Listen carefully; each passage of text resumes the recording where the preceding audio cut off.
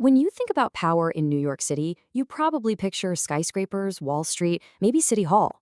But long before any of that, the city's power wasn't measured in height, but in access. And for almost 100 years, the absolute center of that power wasn't a bank, and it wasn't a government building, it was a restaurant. The name was Delmonico's, and inside its private dining rooms, the future of America was being decided over dinner. So let's set the scene. It's October 1884. The presidential election is just weeks away. The candidate, James G. Blaine, is the guest of honor at Delmonico's, and the room is absolutely packed with the titans of industry. We're talking the richest, most powerful men in the country. This lavish dinner was supposed to be a show of force, a big fundraiser, but instead it just blew up in his face. It became a massive political scandal, nicknamed Belshazzar's Feast, and got plastered all over the papers in this brutal cartoon showing them all feasting like kings while a starving family begs outside. That cartoon went viral, 19th century style. It painted Blaine as completely out of touch. And the damage? Oh, it was immediate. Days later, he lost the election. And it all came down to New York State, which he lost by fewer than 1,000 votes. 1,000 votes. That's a razor-thin margin. A single dinner at a single restaurant might have actually cost him the White House. I mean, it's just an incredible story, right? It makes you ask, how in the world does a place that just serves food get so powerful it can sway a presidential election?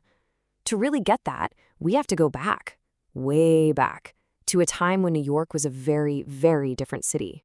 So let's rewind to the 1820s. Two Swiss-Italian brothers, John and Peter Delmonico, show up in New York. And at the time, let's be honest, the city was kind of a culinary backwater. They started with a little pastry shop, but they had a much bigger, much grander idea. They saw a city about to explode, full of people who were hungry for more than just food. They were hungry for a little sophistication. To understand how radical their vision was, you've got to realize that back then, dining out like we know it just didn't exist. You ate at a tavern or a hotel, and it was called the American Plan. That meant you ate when they told you to eat, you ate what they were serving, and you sat at these long communal tables, crammed in with a bunch of total strangers. It was loud, it was messy, and there was zero privacy. Delmonico's completely changed the game. They brought over the European plan, and all of a sudden, you could reserve your own private table, just for you and your friends. You could look at a list of options, the first a la carte menu, and order whatever you wanted, whenever you wanted. Now, this sounds normal to us, but this wasn't just a new way to eat. This was a revolution in how society was structured. It created a powerful new tool, exclusivity. You see, by rolling out these innovations, Delmonico's proved they weren't just in the food business. They were in the status business. They were building a stage where America's new class of super-rich industrialists and financiers could show off their success, make deals behind closed doors, and most importantly, separate themselves from everybody else.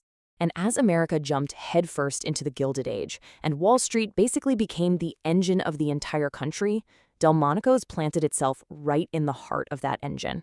It stopped being just a restaurant. It became an institution. It became the unofficial headquarters for American capitalism.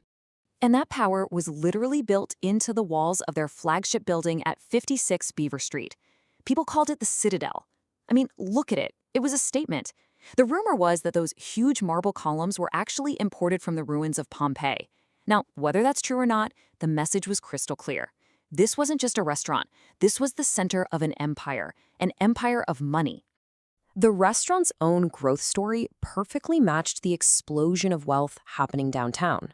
As fortunes were being made and lost just a few steps away on the stock exchange, Delmonico's was right there, expanding with them.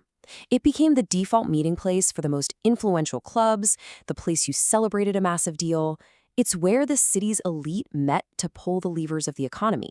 This quote right here, it says it all. You had to be seen at Delmonico's. It wasn't optional. It was a performance. It was how you signaled to everyone that you were in the club, that you belonged. Lunch wasn't just lunch. It was a required ritual in the new religion of Wall Street.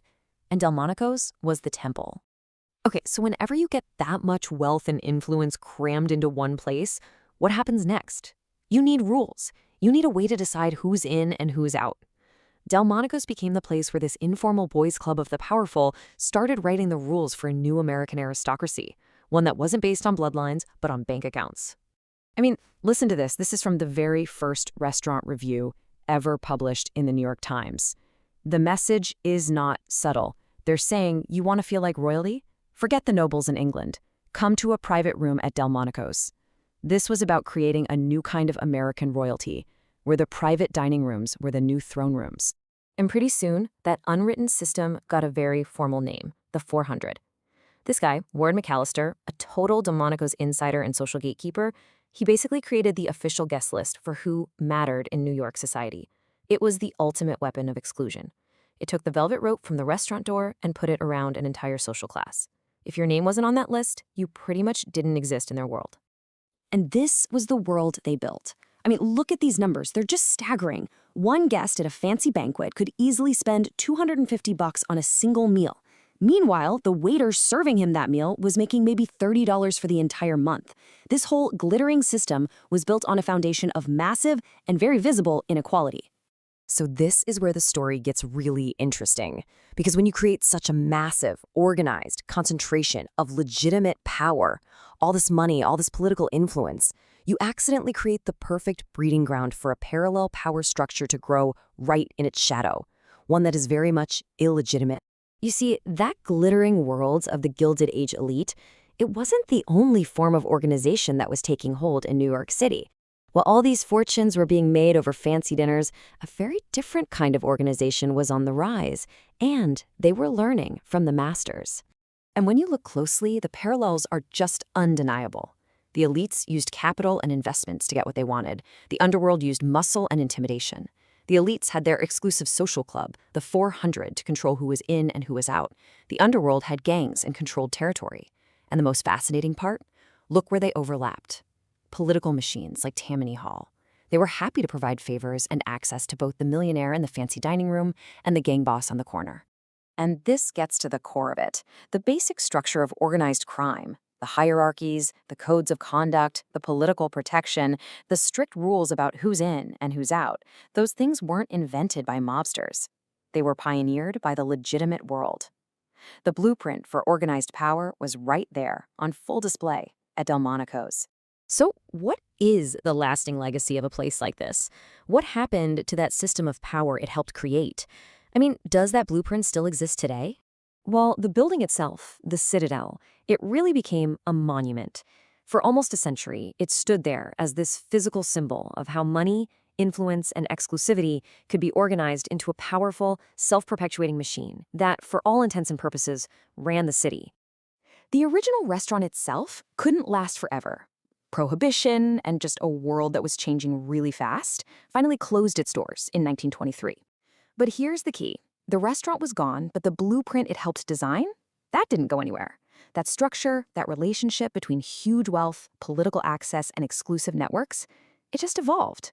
It became part of the DNA of New York and really of all modern cities.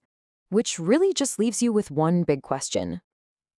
Today, power isn't brokered in one restaurant anymore. It's concentrated in boardrooms, at hyper-exclusive conferences, in encrypted group chats. But when you really look at how influence works, how access is controlled, you have to ask yourself, the rooms have changed, and the names are different, for sure. But has the game really changed at all?